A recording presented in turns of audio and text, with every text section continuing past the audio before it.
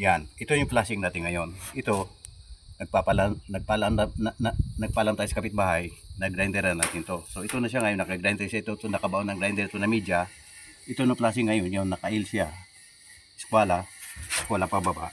Yan, counter flashing. Ito ilalim ngayon dito. Itong ilalim dito yung flashing dito.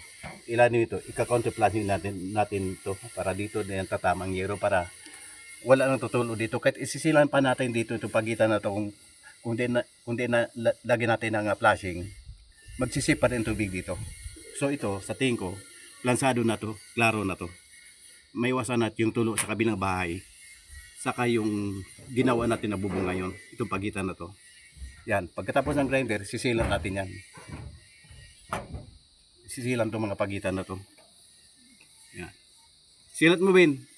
Silat mo. Silat mo. Silat mo.